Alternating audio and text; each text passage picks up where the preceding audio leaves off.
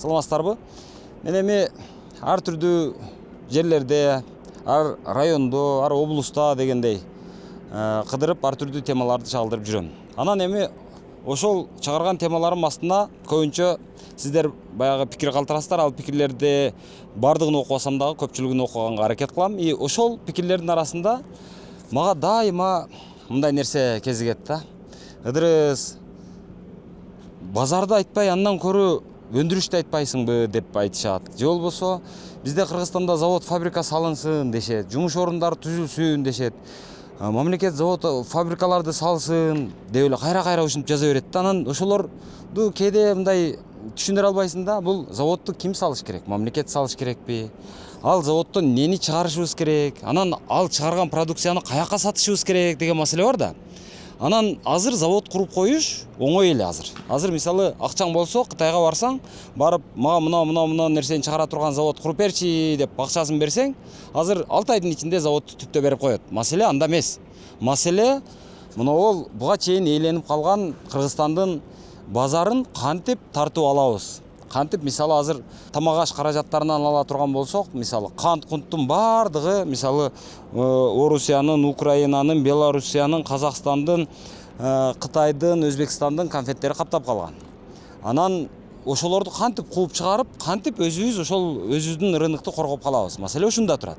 Анан кантип биз чыгарган продукция алардыкынан мыкты болот? Кудум ушундай маселе. Анан мисалы элдин бардыгы мисалы Япония машина чыгарат, Германия машина чыгарат, Америка машина чыгарат, Англия чыгарат дегендей, Корея чыгарат. Эми ошолордун машинасын минип жүрөбүз. Бирок биздикилерде азыр сөз бар, ошол бизде машина завод ачабыз, биз чыгарабыз деп. Эми бизде машина заводду ачалы макул. Анан чыгаралы макул. Жакшы машина чыгаралы. Анан ал машинабызды ким алат анан? Өзүбүз алабызбы, же бирөөгө сатабызбы? Сатсак башкалардыкынан сапаттуу болобу?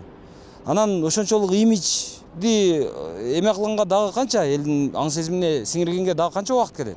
Кыскасы ушундай көйгөйлөр, ушундай маселелер бар. Ошон үчүн завод салардан мурун анын сатып алуучуларын ойлонот да өз негизи өндүрүшчүлөр.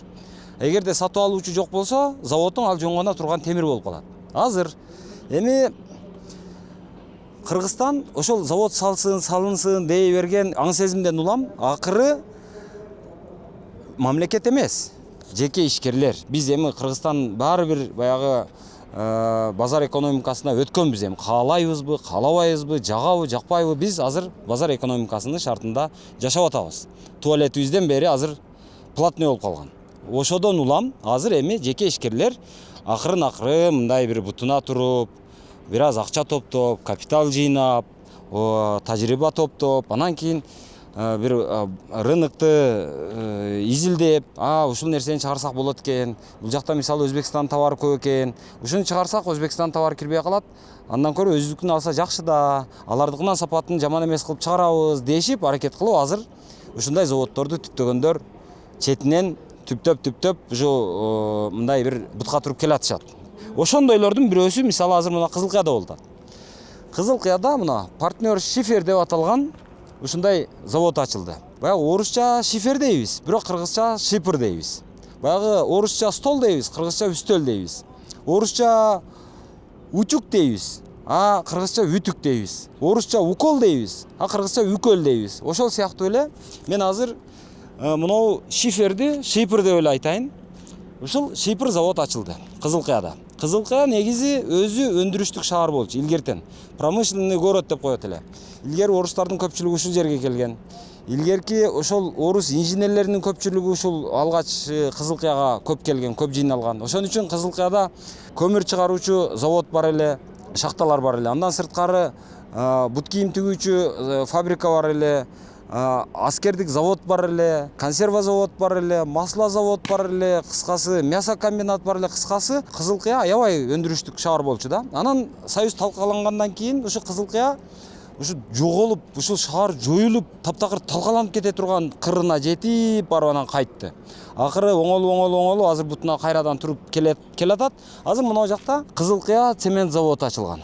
Аны билесиңер, керек болсо ошол Кыргызстандын түндүгүнө чейин кээде ошол түндүк тарапта цемент жетпей калганда ушул жактан, ушу Кызылкыядан Бишкекке цементти ташып барган учурлар болуп атат. Андан сырткары бул жактын цементин мына Өзбекстан, Тажикстанга дагы экспорттоп атышат.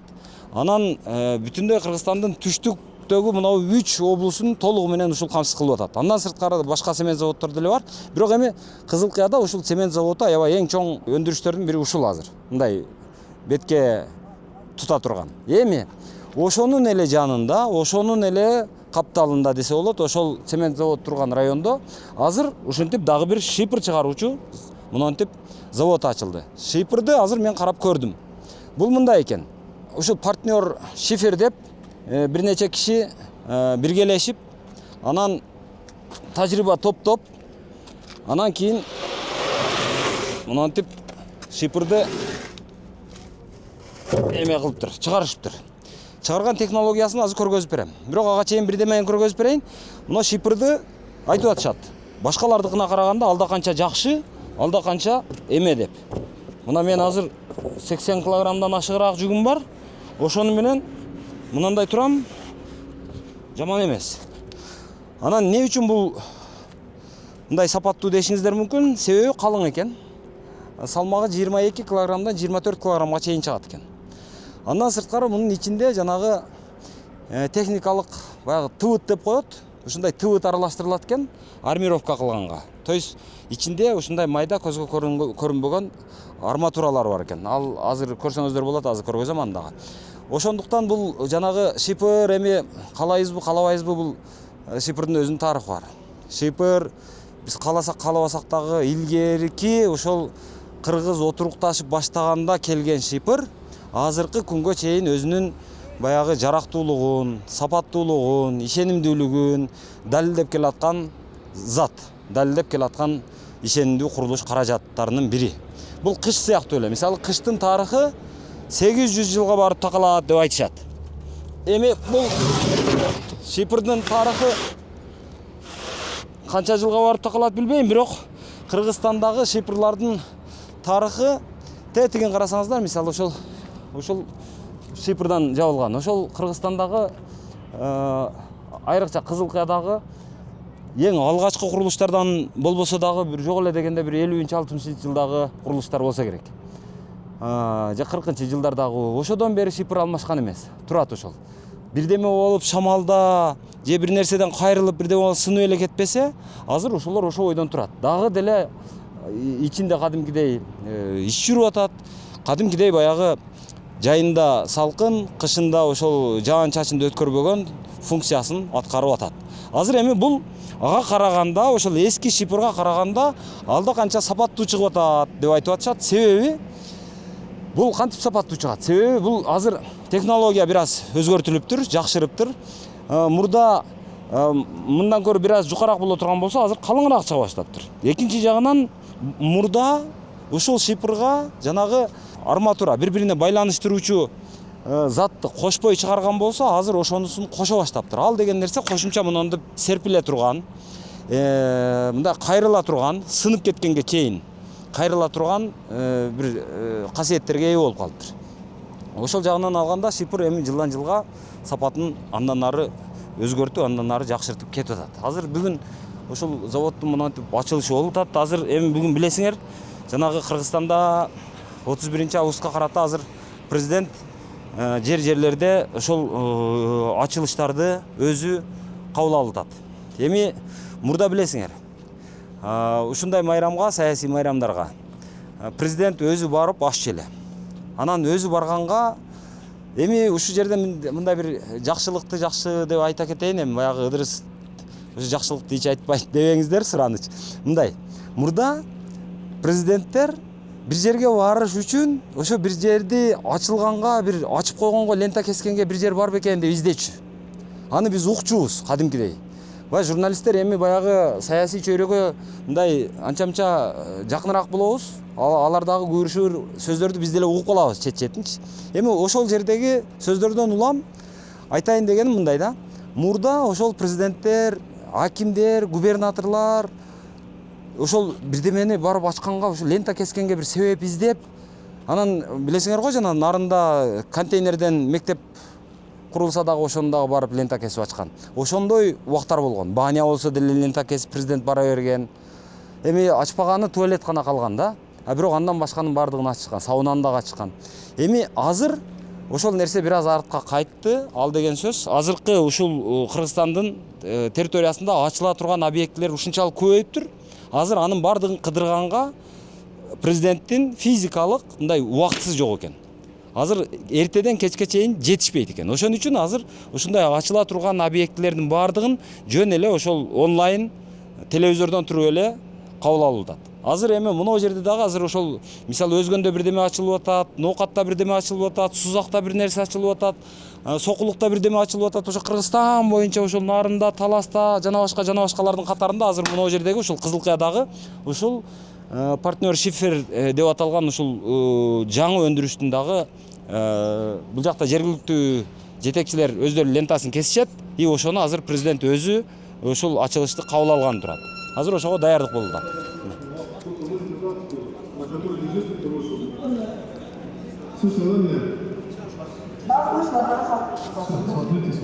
Ой, кечирсиз.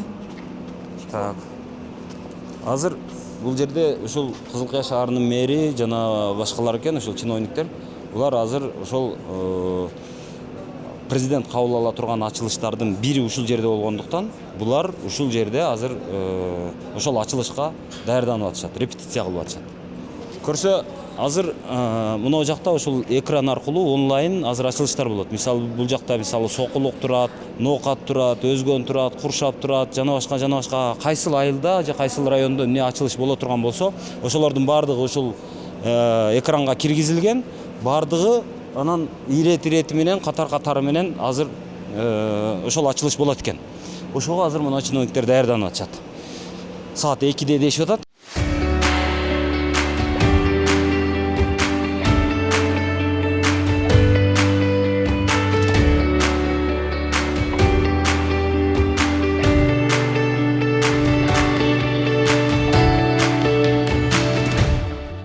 Сіздерге мынау заводтун азыркы абалын көрсөтүп берейин. Бул заводду өзү мурда бул эски иштен чыгып калган, жоюлуп кеткен ишкананын мындай иштелбей, каралбай калып кеткен сарайын ижарага алышып, ушул партнер нефть деп аталган мекеме. Анан жабдыктарын чет өлкөдөн сатып келишип, анан мынтип ушул шипырды өндүрүүнү колго алышыптыр. Ошону баштан аяк мен сиздерге айтып берейин азыр. Көрсө, шипыр эми бир жагынан карасаң өтө татаал процесс экен. Бирок ошол эле маалда муну кылса боло турган эле нерсе экен. Азыр кылып башташыптыр. Булар мурда өздөрү шипыр сатып жүрүшкөн, Өзбекстандан алып келип жүрүшкөн. Ошонун кожоюндары азыркы уюштуруучулар. Анан акыры эмне үчүн муну биз өзүбүздү ачсак болбой дешип, анан өздөрү ушул жакта өндүрүштү кылып башташыптыр. Бул жигиттер азыр ошол ачылышты күтүп жатышат. Так, азыр мындай. Мына жакта шиферди өзүңүздөр билесиздер, баягы гипс деген бар, азбест деген бар, анан цемент, анан жанагындай армирующий волокна деп коет, жанагы арматура сыяктуу баягы шипырдын бекемдигине андан бетер бекемдикти кошо турган, байланыштыра турган заттар кошулат. Ошол заттар мына жака наркы жактан чоң машиналар менен келет, бул жака түшүрүлөт. Сырьёлордун көпчүлүгү эми тилекке каршы өзүбүздө жок, анан чет өлкөдөн сатылып келинет. Баягы чийки заттар. Анан келгенден кийин мына жерге, мына карамдын жардамы менен мына жерге түшүрүлөт. Салам алейкум. Анан мыносу тегирмен экен. Бул тегирменде ошол шиферге же шипырга керектүү заттар ушул жерде бири-бири менен аралаштырылат экен. Анан кийин мына жактан цементти наркы жактан түшүрөт. Түшүргөндөн кийин мына жерден келип цемент бул жактан доза менен берилет экен дагы. Анан мына жака келип аралаштырылып, анан бул жактан акырындап ушул лентага куят экен. Куюлгандан кийин ушул лентада баягы шипыр өзүнүн бир байланыштары мындай бири-бирине байланышып, мындай бири-бирине чапталган, өтө суюк эмес абалга келгенден кийин, анан мына ленталар аркылуу андан ары кетет. Баргандан кийин бир жерде ысык берилет, бир жерде муздак берилет, бир жерде суу берилет дегендей. Анан ушинтип мындан өткөндөн кийин анан мына жака келгенде температура берилет. Анан ушинтип мына жерде анан формага келет экен. Кыркылат экен. Кыркылып мына жерге өткөндөн кийин анан мунун ичинде кадимкидей ысык температурада анан бышырылат экен. Бышырылгандан кийин анан чыгат мына жактан. Болду, болгон процесс ушул. Бирок ушунун жабдыгы кымбат экен, сырьёсу кымбат экен. Буга жараша жана ушуну аткара турган Кызылкыяда мурда шипр чыккан эмес, ошон үчүн муну чыгара турган технологдор жок экен, адистер жок, инженерлер жок. Ошонун айынан бул иш кылынбай келген. Азыр эми булар ошол адистерди, технологдорду, инженерлерди, анан муну жабдыктардын баардыгын алып келип, чогултушуп, азыр ошол өндүрүштү жолго коюшуптур. Эми койгондон кийин мен мына жактан эми бир шипрды сындырып көрөйүн эми. Мага ушул жерде эле кыла берсем окшойт. Наркы эми президент катышып аткан ачылыш өзүнчө боло берсин, биз өзүбүздүн ачылышыбызды кыла берели, э? Так. Ал али башталгыда эмес, ошон үчүн мындай кылалы. Ушул жерде бир аз кичинекей эксперимент жасап көрөлү. Мына шипр асты тегиз, үстү тегиз. Аралык 1 метрден ашыгыраак. Ушул жерге мисалы бизде көбүнчө эмне кылышат? Көбүнчө өзү негизи мына жерден рейка кетет. Мына ортодон рейка кетет. Мына жактан рейка кетет. А бирок азыр мен ошонун баардыгын бир эле кылып туруп, ортодо рейка жок. Мен ортодо турам, мына секирип атам.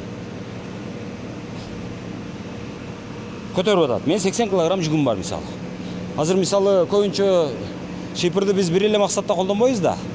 Бизде Кыргызда шипр жаан чачындан коргой турган эле функцияны аткарбайт. Бизде Кыргызда бул кадимкидей курут жайуучу, өрүк кургатуучу, кайнолуу кургатуучу, шабдалы кургатуучу жана башка функцияларды кошуп аткарат.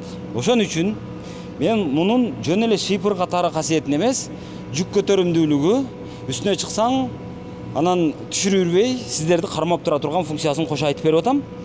Ошого жарайбы жокпу деп, мына 80 кг мына секирсең кармап атат, ортодо рейкасы жок туруп. Эгерде ортого рейкасын кое турган болсоңуздар, анда мисалы аралык кыскарат дейли, аралык ушунча болуп калат. Аралык болжол менен мындай болот. Мунун үстүндө кадимкидей секирсең дагы эч нерсе болбойт, мына. Бизде Кыргызда билесиздер, шипр жөн эле баягы жаан чачындан үйдү коргой турган эле функцияны аткарбайт. Бизде бул өрүк кургатуучу, курут кургатуучу, кайнолуу кургатуучу функцияларды кошо аткарат да. Ошон үчүн мунун үстүнө чыгып бассам, ошол өрүк как жайып жүрсөм, өрүк какты көтөрө алабы? Анын какты жайып жүргөн жана келинди көтөрө алабы? Анын баласы кошо ээрчип чыгып алат, аны кошо көтөрөбү, көтөрбөйбү деген маселе. Ошон үчүн мына азыр мынага дагы бир кошумча адам жүктөп көрсөк болобу? Так. Эми бизде болжол менен алганда азыр өзү негизи бир 60тан кагылса керек рейка. Өзү адатта 60тан кагылат. А бирок эми биз мунун ортосу азыр 60тан көбүрөөк болуп атат, 1 метрдей болуп атат. 1 метрдин ичинде турабыз азыр. Анан ортурак келсек болобу? Мына.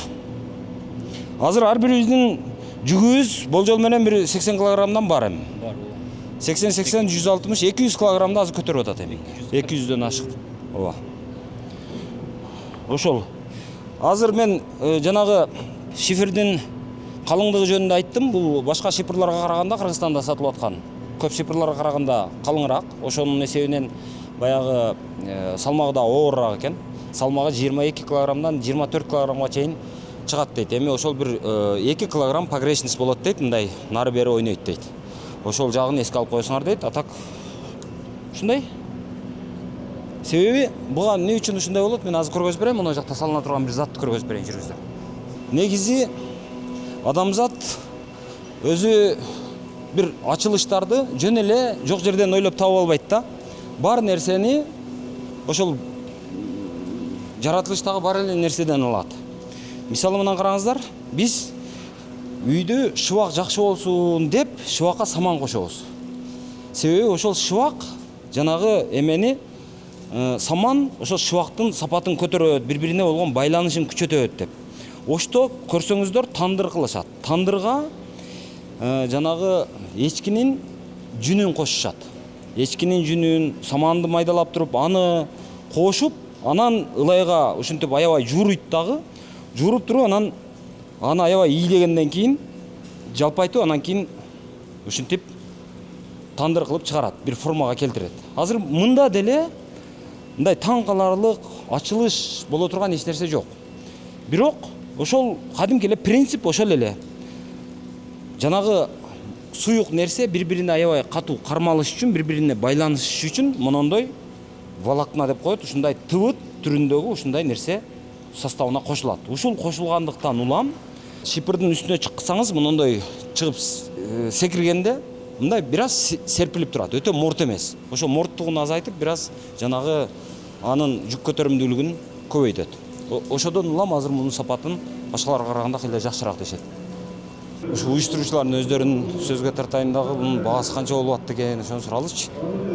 Айбек мырза, азыр заводду ачыпсыңыздар. Кут болсун заводуңуздар. Рахмат. Баасын канчадан кылып атасыздар? Баасы азыр бизден бияктан сатылып аткан баасы, базар баасы 425 сом. То есть базарда адамдарга сатылган баа 425 сом кызга ишинде. Заводдон алып кетем дегендер болсочу? Заводдон алып кетем дегендерге деле ошондой эле болот bizde. Биз негизи мисалы бир айталык, мен бир Сузакта жашайм. Анан мен курулуш материалдарын саткан чоң дүкөнүм бар. Мен эми сизден алып кетишим керек дагы, барып анан өзүм пайдамды кошуп бир аз жол кире пол кире өзүм эмгегим, акчам дегендей. Ошонун баарын кетиргенден кийин мен бир аз пайда көрүшүм керек да. Ошондой адам болсом, мага канчадан бересиз? Оптумга 410 сомдон кылып беребиз. Алып саткан адамдарга.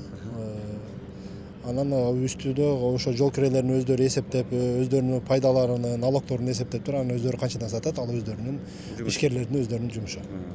Негизи базар баасында сиздердин ордуңуздар кандай болуп атат? Биздин ордубуз биз жаңы ачылгандыгыбыз үчүн азыркы жаңы ачылуу эмесиге караганда жакшы эле биз азыр. Жакшы эле кирип калдык базарга. Эл кичине болсо да таанып калды. Аракетибизди кылып атабыз. Сертификация жана башка лабораториялык мындай ырастама, тастыктама дегендерди алып бүттүңүздөрбү? Берилген, тапшырылган 90% бүтүп калды. Бир эле дагы бирөөсү калган, алдан буюрса бир 2-3 күндө чыгып калат. То есть сапаты жагынан азыр биздин ГОСТко жана башкага туура келет деп айтсак. Ооба, сапаты жагынан ГОСТко бар жагына туура келет. Рахмат, ийгилик. Азыр биз каршы болбосоңуз биз эксперимент кылып көрсөк деп атам.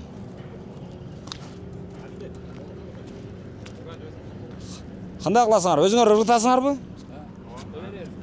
Кана ыргытып көргүлөчү, жөн эле мындай түшүп кетти деп коелу, колдон түштү. 1 2 3. О?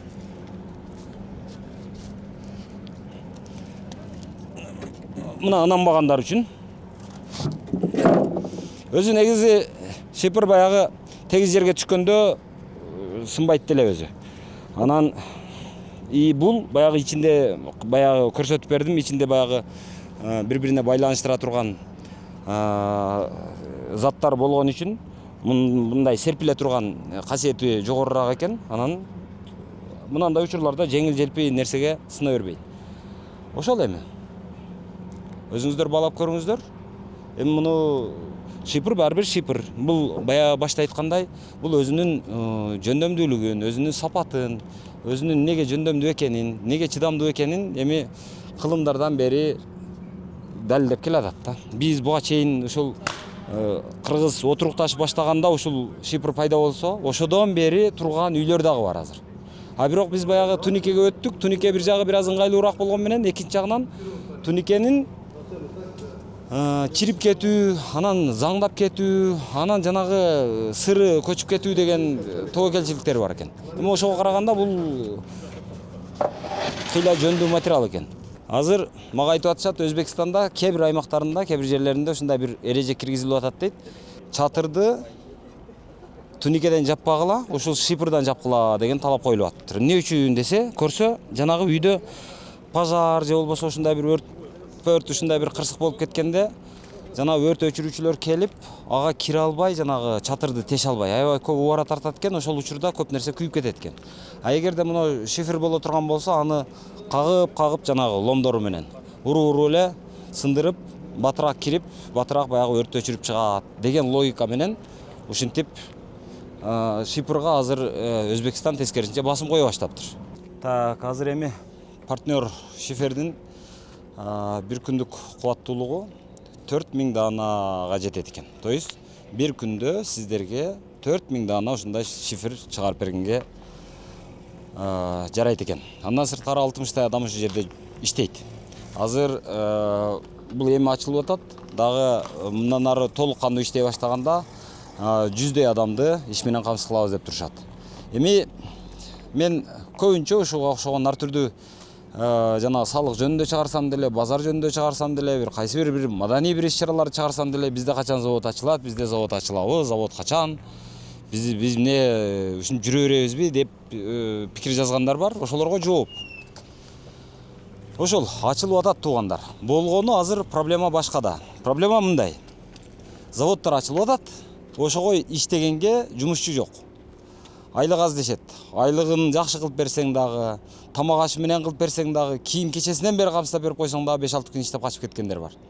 Анан ушу жагынан алганда биздин азыр көп завод фабрикаларда азыр жумушчу маселеси кыйла курч турат. Ошонун айынан анан жанагы пакистандык, индус, жанагы Бангладеш дегендерди жумушка алып аткан учурлар дагы бар. Азыр эми бул жакта эми Кызылкаяга ал Бангладеш башкалар келе элек, өзүбүздүн эле ушул жердеги, ушул айланадагы айылдардан келип иштешет. Кыскасы ушундай. Эми кантсе дагы өзүбүздө дагы бир ушундай бир салык төлөй турган бир мекеме ачылды. Ушунча бир 60 чакты адамды иш менен камсыз кылып атат. Ошол 4000 дана шиферди бир күндө чыгарып берет. Андан сырткары бул эми Өзбекстандан, Казакстандан келе турган шифердин импортуна бир аз болсо дагы каршы турат. Бир аз эмес, эми бул аябай эле ушул түштүктү камсыздап кое турган деңгээл бар. Жыйынтыктап айтканда, ушул партнер шифер заводу бул Кызылкаяда жайланышкан. Мунун байланыштары бар сиздерде. Анан өзүңүздөр байланышып, сүйлөшүп, канчадан берет, жеткирип берүүсү кандай болот, кандай шарттар менен берет, канча жылга чыдайт, кандай урду соккуларга чыдайт, жана башка анысын өзүңүздөр дагы тактап сурап аласыздар.